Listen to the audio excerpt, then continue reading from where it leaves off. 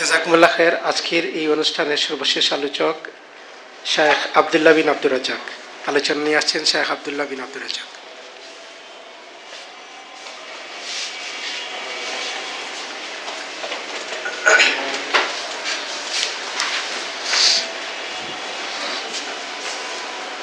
আসসালামু আলাইকুম ওয়া রাহমাতুল্লাহি ওয়া বারাকাতুহু। আলহামদুলিল্লাহি ওয়াহদাহু ওয়াসসালাতু ওয়াসসালামু আলা মান লা নাবিয়্যা বা'দা। নারীর প্রতি বৈষম্য, সুবিচার প্রতিষ্ঠায় ইসলামী একমাত্র সমাধান শীর্ষক এই আলোচনা সভায় আমরা এতক্ষণ যাবৎ ইসলামিক স্কলারদের নিকট থেকে গুরুত্বপূর্ণ এবং জ্ঞানগর্ভ আলোচনা শুনছিলাম। আমি ইতিপূর্বে অনেক রাজনৈতিক অরাজনৈতিক সভা এবং অনুষ্ঠানে অংশগ্রহণ করেছি, তবে আজকে এখানে বসে থেকে যত ইলমি এবং জ্ঞানগর্ভ আলোচনা শুনছিলাম, অন্য কোথাও সেরকম শোনার আমার সুযোগ হয়নি। অন্য কোনো অনুষ্ঠানে গেলে দেখা যায় হম্বিতম্বি বা খুব হুমকি ধমকি এবং উচ্চবাচ্য থাকে, যেটা আমাদের দেশের রাজনৈতিক কালচার। কিন্তু একটা বিষয়কে জ্ঞানগতভাবে এবং একাডেমিক যে আলোচনা হওয়া সম্ভব, আমার পূর্বে হয়তো যারা আলোচনা করে গেছেন তারাও হয়তো এরকমই সুন্দর আলোচনা করেছেন, আমার শোনার সুযোগ হয়নি। তবে আমি আসার পর যারা আলোচনা করেছেন, যাদের আলোচনা আমি শুনেছি, সবার আলোচনাই অত্যন্ত প্রশংসাযোগ্য এবং আমি মনে করি প্রচার খুব ব্যাপক প্রচার হওয়ারও যোগ্য। কিন্তু আসলে আমাদের দুর্ভাগ্য যে আমরা হয়তো সেভাবে মিডিয়ার সামনে দেশ এবং জাতির বিভিন্ন ইস্যু নিয়ে আমাদের কাজ করা হয় না। ফলত মিডিয়ার কনসার্নটাও আমাদের প্রতি কম। এক প্রকার আমরা এলিমিনেটেড, আমাদের যে অস্তিত্ব আছে বাংলাদেশে সেটাও অনেক সময় প্রশ্নবিদ্ধ। তো তারপরেও আমি খুব শুকরিয়া আদায় করি যারা আজকের এই অনুষ্ঠানটা আয়োজন করেছেন। এরকম আয়োজন যদি ভবিষ্যতেও হয় তাহলে এর মধ্যেই হয়তো আল্লাহ সুবহানাহু ওয়া তাআলা বরকত দিবে এবং আমরা হয়তো আমাদের এই জ্ঞানগর্ভ একাডেমিক আলোচনাগুলো আমাদের সালাফি এবং আহলে হাদিস ওলামা ইকরাম যারা আছেন সেগুলো হয়তো আমরা জাতীয় পর্যায়ে পৌঁছে দিতে পারবো ইনশাআল্লাহ। তো আমি সকলের শুকরিয়া আদায় করে আজকে যে লিখিত বক্তব্যগুলো আমাদের সামনে দেওয়া হয়েছে সেখান থেকেই সংক্ষিপ্ত দু একটি কথা আমি তুলে ধরি, যেটার সারমর্ম হচ্ছে যে আমরা যে বাংলাদেশে দাঁড়িয়ে আছি এটি ধর্মের উপর ভিত্তি করে 1947 সালে ভারত থেকে আলাদা হয়েছে এবং 2024-এর জুলাই আন্দোলনেও এখানে ধর্মপ্রাণ মানুষদের ব্যাপক অংশগ্রহণ ছিল। তো সুতরাং তাদেরকে বাদ দিয়ে কোনো কিছু সংস্কারের নামে রক্তের উপর বর্ষা সরকার করবে এটা আমরা আশা করি না। আর দ্বিতীয়ত এত এত আপত্তিজনক বাক্য এবং কথা লেখার সাহস কীভাবে হয়েছে এটা ভাবতেই সবচেয়ে অবাক লাগে, যেটা সবাই এখানে তুলে ধরেছে। যে আমরা যেমন দু একটা বাক্য যদি তাদের প্রতিবেদন থেকে পড়ি, যেমন ধর্মকে নারীর প্রতি বৈষম্যের মূল কারণ হিসেবে চিহ্নিত করা হয়েছে প্রতিবেদনের পৃষ্ঠা 11।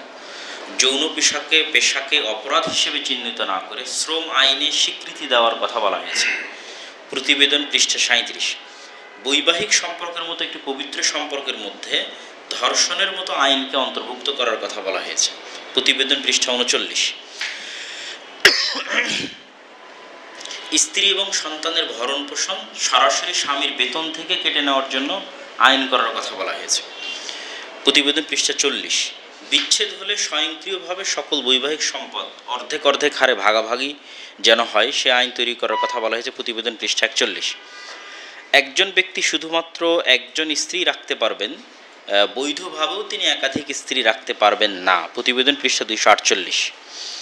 সকল এলাকায় নারীদের জন্য মাসিক নিয়মিতকরণের ব্যবস্থা চালু, যেটা মূলত গর্ভপাতকে বৈধ করার একটি প্রকল্প। এবং বাল্যবিবাহ আইনের 2017 সালের যে একটি ধারা ছিল যে বিশেষ পরিবেশে পিতামাতার অনুমতিতে আদালতের অনুমতিতে বাল্যবিবাহ হতে পারে, সেটিও যেন বাতিল করা হয়। দত্তক শিশুকেও উত্তরাধিকার প্রদান করতে হবে যদিও সে রক্তের বা ব্লাডলি কানেক্টেড না হয়, যদিও সেখানে ইসলামের একটা সমাধান আছে ওসিয়ত, সেটিকে ব্যবহার করা হয়নি। উত্তরাধিকার আইন সংশোধন করে নারীদের জন্য সমান উত্তরাধিকার নিশ্চিত করার কথা বলা হয়েছে প্রতিবেদন পৃষ্ঠা নম্বর 41। বিবাহ বিচ্ছেদ, সন্তান প্রতিপালন, উত্তরাধিকার সংক্রান্ত সকল বিষয়ে সকল ধর্মের জন্য অভিন্ন আইন তথা হিন্দুরা যেমন তাদের ধর্ম অনুযায়ী চলে, মুসলমানেরা যেমন তাদের ধর্ম অনুযায়ী চলে, সেটা না রেখে সকলকে এক ড্রেস কোডে নিয়ে আসার জন্য তারা প্রস্তাব করেছে, যেটা সরাসরি ইসলাম বিরোধী বা ইসলাম বিদ্বেষী। পাশাপাশি তারা রাষ্ট্রকে একটি ইহজাগতিক বিষয় হিসেবে তুলনা করে রাষ্ট্রের ধর্মনিরপেক্ষতার নীতির সাথে সাংঘর্ষিক হওয়ার জন্য বাংলাদেশের যে রাষ্ট্রধর্ম ইসলাম আছে সেটিকে উঠিয়ে দেওয়ারও প্রস্তাব তারা করেছে, প্রতিবেদন পৃষ্ঠা 35, অথচ এটা নারী কমিশনের সাথে এর কোনো সম্পৃক্ততাই নেই।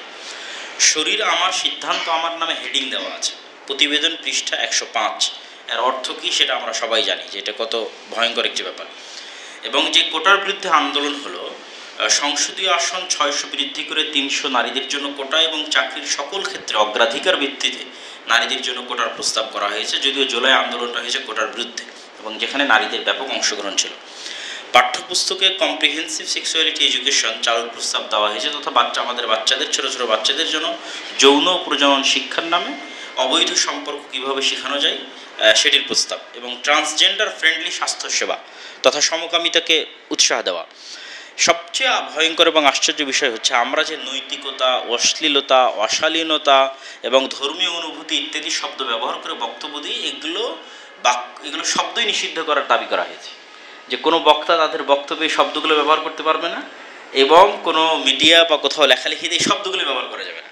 যে নৈতিকতা, অশ্লীলতা, অশালীনতা, ধর্মীয় অনুভূতি, এগুলোর মাধ্যমে নাকি নারীদের উপর অনাচার বা অত্যাচার হয় সেটি তারা ফুটিয়ে তোলার চেষ্টা করেছে। মৃত্যুদণ্ডের আইনকে বাতিল করার আহ্বান করা হয়েছে এবং নারী পুরুষের যে লিঙ্গ পরিচয় সেটিকে উঠিয়ে দিয়ে নিজের ইচ্ছা মতো লিঙ্গ নির্ধারণের যে বিষয়টি, এই ভয়ঙ্কর বিষয়টিও প্রস্তাব করা হয়েছে, যার সারমর্ম হচ্ছে, আমরা যদি এক বাক্যে বলি, বিবাহকে কঠিন করে দেওয়া, স্বামী এবং স্ত্রীকে শত্রু বানিয়ে দেওয়া, নারী এবং পুরুষকে পরস্পরের শত্রু বানিয়ে দেওয়া, পরিবারের মতো আমাদের যে একটা সুন্দর সামাজিক কাঠামো আছে এটিকে ধ্বংস করে দেওয়া, এবং সর্বোপরি পুরুষের প্রতি বৈষম্য এবং পুরো সমাজ ব্যবস্থাকে ভেঙে ফেলা, এবং একটা পশুর যে সমাজ ব্যবস্থা হতে পারে যা, এবং নারীদেরকে একটি টাকার মেশিন হিসেবে তৈরি করা এবং নারীদেরকে পণ্যদ্রব্যে পরিণত করা।